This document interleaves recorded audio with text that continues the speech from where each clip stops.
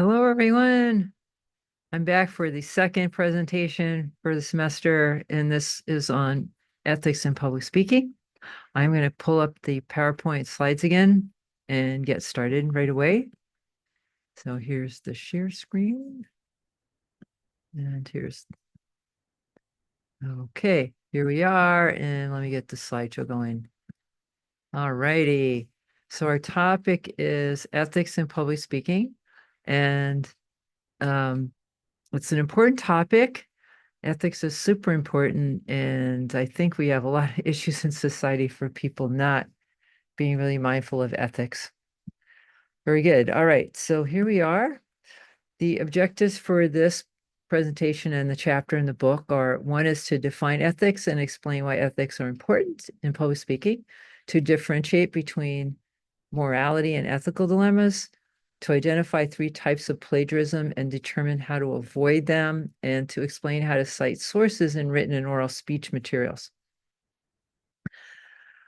After reading this chapter, you will be able to develop responsible language use by avoiding hate language and using inclusive language, using a speech platform to promote diversity, raise social awareness, and understand free speech, employ ethical listening by reading both mind and body to avoid distractions, develop patterns of ethical feedback through praise and constructive criticism, and then apply ethical communication skills to public speaking situations.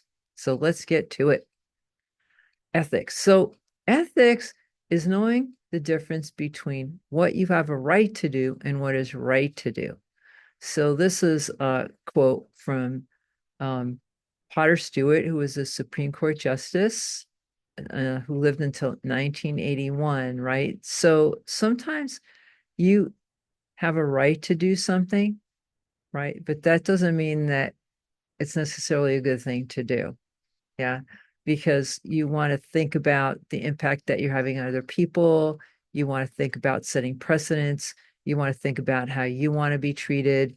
So just because you could legally do something doesn't necessarily mean that that's okay. So that's what Potter Stewart said, Justice Stewart. And I think it's a excellent guideline to think about. And ethical communication then um, is fundamental to responsible thinking, decision making, and the development of relationships and communities within and across contexts, cultures, channels, and media. So the National Communication Association, the NCA, this is the professional association for people in the communication discipline in the United States.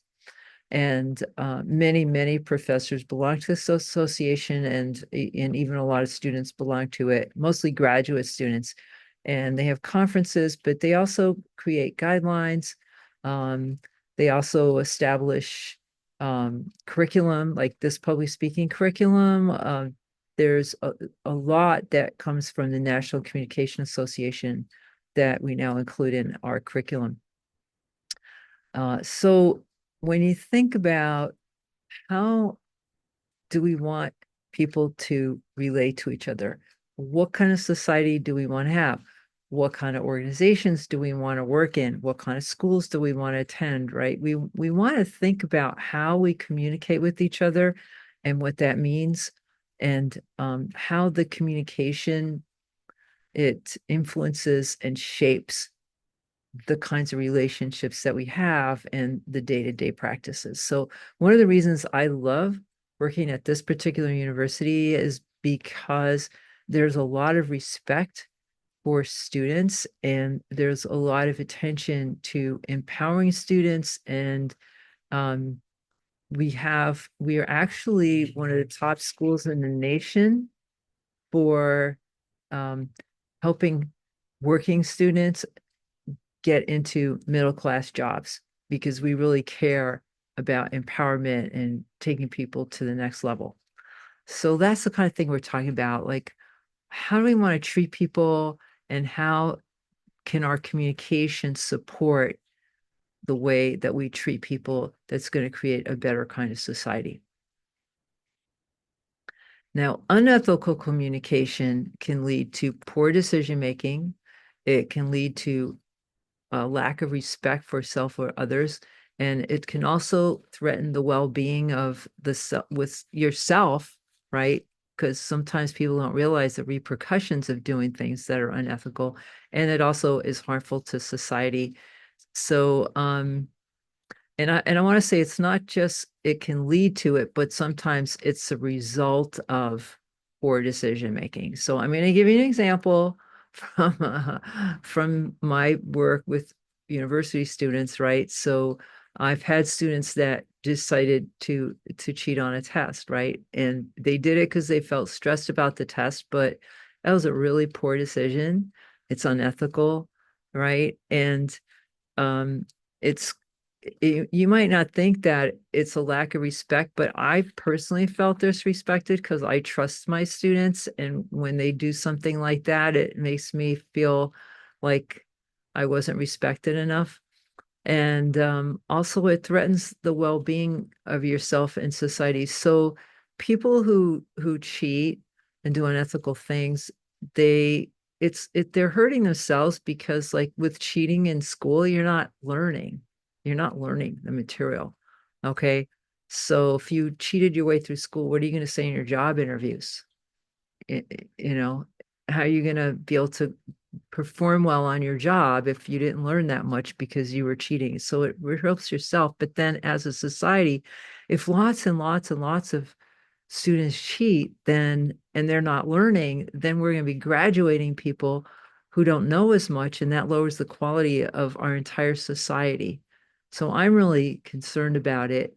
Um, can you imagine going to a lawyer who just doesn't really know what they're doing, or a doctor who doesn't know what they're doing because they didn't really learn in school because they were cheating. So that's the kind of thing.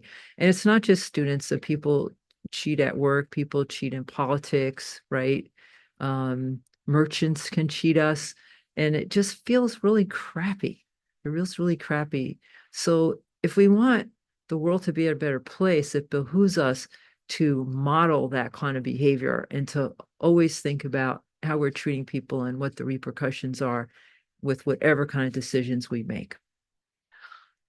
Now, the next slide here talks about the morality and the ethical principles and ethos or credibility. So in ancient Greece, the word for credibility was ethos, and it also means character. And to be a good public speaker, you have to be perceived as having an ethical or a good character. So it's really, really important. So what an ethical character does, or an ethical credibility, it embodies both good sense, like your ideas make sense, they're logical, they're rational, they're well thought out, you've researched them, right? So in addition to having like good ideas that have been thought out well, then what's also important is to have goodwill. So the people in the audience have to perceive that you have positive intentions towards them, that you respect them and you want the best for them. And that will allow people to see you as a credible person. Okay. And that's also the moral thing to do. That's the right thing to do, to think about your effect on other people. Okay. Now, I really appreciate some of the Native American communities that from ancient times, they really thought more holistically. So they wouldn't just think about their effect on other people, but they actually would think about their effect on nature. They saw themselves as a part of nature rather than standing outside of nature trying to control it, but that they were included, right? Humans are animals, and we are also part of nature. We just happen to be animals that have these amazing brains and ability to create things that other animals can't create, and we use that for better and for worse. Yeah. So the Native Americans really thought about the impact of their actions on their environment, on animals, and so on. And so, if you'd like to learn more about that, you can go to the link that is on YouTube and see this link for yourself of a Native American view of ethics. And I like to include this because we are a campus that's built on Native American land. And I think it's really, it would behoove us to want to understand Native American cultures. And, this was their land and Europeans came and took it over. So I think having respect and understanding that their way of life actually was a very constructive and sustainable way of life. And we're actually trying to get back to some of those principles. So I thought, it'd be good to know a little bit about those um, ideas since we're talking about ethics. Alrighty. Now, nature ethics has some overlap with Native American ethics. So what it does is say that ethics is not so much the imposition of obligations and rights, but rather a natural outgrowth of how one views the self, how you view yourself, how I view myself, and how we see our relationship to the rest of the world. So nature ethics is another way that ethics are being expanded from just looking at the way people treat other people to the way that we're interacting with the whole entire world. Like, how are we treating animals? What are we doing in nature? Look at these fires that we have because we haven't figured out a good way to live in this environment without this kind of massive destruction. Look at all the floods and hurricanes and things that are happening from the climate change that's based on human activity in the world, right? So if we would think more holistically about how our actions affect the world and the environment, right, we would probably make better decisions and create better policies so that we would have less of a negative impact on the natural world. All righty, so that's a little bit about ethics. So it's about how we treat people, how we treat, how we create practices for communication within our communities. And then also when you expand it, then you could also look at our relationship to nature and our impact on it. Now, ethics and ethical standards. So morality is the process of discerning between right and wrong, where ethics involves making decisions about right and wrong within a dilemma. So sometimes it's hard to figure out the right thing to do. An example is, let's say that you saw your best friend's girlfriend or boyfriend out in a bar and you saw them kissing somebody else. Would you tell your friend that you saw their significant other kissing someone? Like, what are the moral or the ethical implications of that? Right? Do you feel an obligation to let them know something, or do you want to protect them so that you're not hurting their feelings, right? Or what if you don't really know what was going on? Like maybe that was their cousin and they were saying hello and so on, right? So, there's just things that can be hard to decide upon. And so your ethics is decisions about how to make these difficult decisions that arise from time to time. Now, in public speaking, as a speaker, we can face ethical choices when we are faced with the moral dilemma of what to present. You see this particularly with persuasive speeches because we we want to be persuasive, and if we're arguing, we want to win arguments. But what does that do to how we present the information? Are we going to hide facts that are important? Are we going to color them in a way that's distorted? Right? That doesn't seem very ethical to distort the facts. And yet we have a news station, Fox News, that presents information that's not even factually true. And we have this huge population that watches Fox News. It's horrible. It's terrible. But that's what's going on in our society. So we need to think about these things like, yeah, maybe you persuade people to what you want to think, but is that right? Do we want to have a society where people are persuaded by lies or by hidden truths, by hiding the truth from people? And these decisions can be really hard. Like, what do you include in your speech? Particularly with persuasive speeches, can be a difficult decision, and you really have to think through it. All righty. Now plagiarism is something that I like to address because it happens. And I think the reason it happens is because people run out of time or because people don't trust themselves to do a good job. And when they don't trust themselves to do a good job, they try to get the work from someone else. And it doesn't serve you because you don't learn from that, right? Like as with cheating on tests, how are you going to learn if you don't apply yourself and gather your own information, write your own speeches? So there's different types of plagiarism, and sometimes students don't fully understand that. Okay. And so the kind of plagiarism I see the most is patchwork. So this is when people will take pieces of other people's work from different places and then put it together as as their own, right? So you go to different websites or different books, different journals, whatever it is you're using, newspapers, magazines, right? And then you take, a paragraph from here, a paragraph from there, and then you stitch it together. And that's called patchwork plagiarism. Incremental plagiarism is doing bits of it, like maybe a sentence here and a sentence there.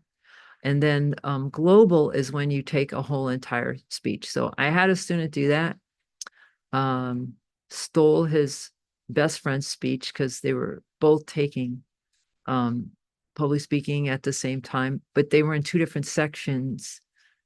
And I figured it out because the student was using information that was just didn't really fit the assignment very well. And so it made me start asking the other instructors if they had a speech. So I gave the speech to other instructors and I found out that it was indeed from another class. So, that student failed the class and the student lost that friendship because both students were brought in to try to figure out who wrote the speech. So that's not, that's horrible. Um, and you don't want to do that. Another student, another one of my students had the speech that was the same as a student in another class, and I found out through, talking to the instructors that they had written the speech together. And that's not okay either because everyone has to write their own speeches for this class. Okay. So I want you to be really clear on it and understand that if you use anybody else's words in your speech, you need to cite it. And just 3 words in a row are somebody else's creation, right? So I use the example of the Nike slogan, just do it, because it's just 3 words. And yet that slogan is massive, right? It's probably worth millions of dollars. And they're one of the most successful companies in the world. They're global and they just not cool to take other people's words. Now, that expression, just do it, I think other people have said it before Nike, but they're the ones that like owned it and copyrighted it. So you have to be careful. The way to prevent it is to cite sources. So it's not against the rules or it's not unethical to say something that somebody else said. The only thing that's required is that you cite it. You say where you got it, who said it, where did you get it? That are the rules. So you'll see more other guidelines because we use in communication discipline, we use the American Psychological Association's writing conventions, and that's abbreviated as APA. So you make citations using APA, and there's actually a there's actually a platform that's available online that will really help you do the citations very, very quickly and easily. It's got a template. You type in the name, the the name of the author, the title of the article or the book, and so on. You type in all that stuff into into this platform, and then it creates the citation. You just copy and paste it and put it into your reference section. Okay. And then you also cite inside the speech itself when you're talking. If you're quoting somebody, you say their name when you're speaking.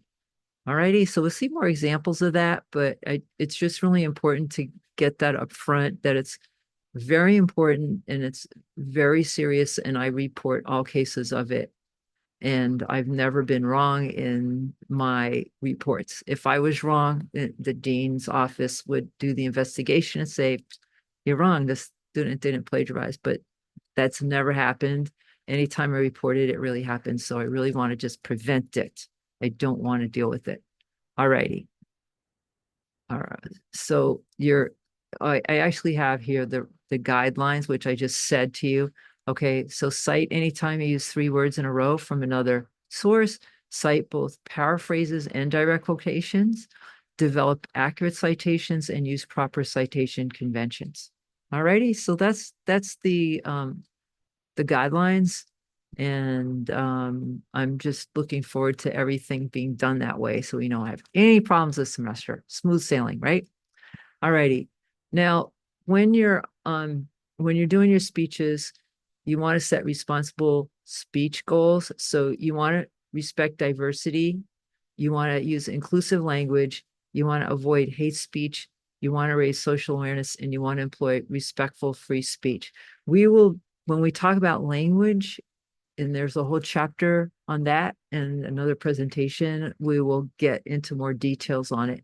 But I'll just give you a little bit of an explanation. So respecting diversity is recognizing that there's multiple types of people in our audiences. And, even at school, we have different races, ethnicities, genders, sexual identities, and so on, right? So you just want to be respectful of all the different people in the room. And you want to use inclusive language. So that's instead of using the generic he, you want to say they or he and she, right? And then you also want to avoid hate speech. So you're free to express an opinion if you don't like something, or if you disagree, if you think there's a problem. So I told you I have a problem with Fox News telling people stuff that isn't true. They get fact checks and they tell lies, and that's not okay, right? That's not just my opinion, but there's a lot of research that can back that up for you, right? So I'm not putting them down as humans. I am not calling them nasty names. I'm just telling you the facts. So you can say facts about things when you have opinions and you disagree and you don't like something, but you shouldn't be putting the people down and you know using derogatory terms to talk about them. All right. Raising social awareness is, raising people's awareness about different types of social issues. So our persuasive speeches are designed to do that. And then employing respectful free speech. So you are allowed to express your opinions in the persuasive speech. But again, not putting people down, using derogatory language, and making sure that you are using truthful sources, and that you check your sources. So we'll talk more about that. What are credible sources, and how do you decide what good sources are? Alrighty.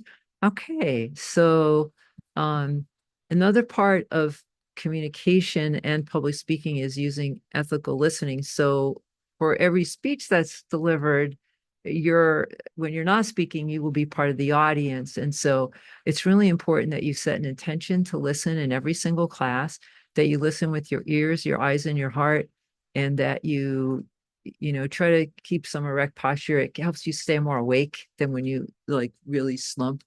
And then demonstrate effective listening through your facial expressions. So engaging, listening, giving people eye contact, and so on when you're in the audience. Okay. Um, what will distract from that is when you're staring at your devices. And this is one of the problems that we deal with a lot. And I hear people talking about it in their other classes, and also, at work it happens. So I need for you to really pay attention to what's going on in the class and put your social media away. Don't be checking your text messages. Don't be watching the TikTok videos. And we're going to have different types of speeches with different topics, and some are going to interest you more than others, but you're going to learn from every single speech. Every single speech is a learning opportunity. It's an opportunity to learn more about your classmates. It's an opportunity to learn about whatever they talk about, their experiences. You learn more about people, and you learn more about people in our community. With their demonstration speech, you might learn how to do something that could be a really great thing to know how to do. All right. Persuasive speech, you learn more about the different issues that people address and so on, right? So it's really important to attend to every single speech and to all your classmates and to me as well, right? You, I'm here, I'm a human, I have feelings, and when people are sitting there staring at their screens and not paying attention, it bothers me, right? I went into teaching to share ideas with students and not to have students staring at a screen and watching something else or paying something else or sending text messages to their friends. Okay. So the ethical listening applies in our class, but it also applies other places because the same kinds of things that I'm concerned about, I hear other people concerned about. I hear um, people that are managers in the workplace complaining about their employees, right? And it just detracts from the kind of communities we have when people aren't paying attention to each other because they're just constantly tuned in to a screen. And human beings are important, right? We're important to each other. So remember that. And remember that you will benefit from it. It's not just about helping other people, but it's about helping yourself, how you can maximize your opportunities to learn and connect with people. All righty. Now, the Chinese character for listening, I like to present because it shows how holistically the Chinese view listening. So, and we get my face out of the way. So, the Chinese character for listening is a combination of to be present, to see, to focus, to feel, to think, and to hear. So, your body language, your ears perked up, right? Thinking about what they're saying, focusing on what people are saying and being really present, not thinking about other things, and then really looking and and then also what's going on, how are you feeling about it? All right.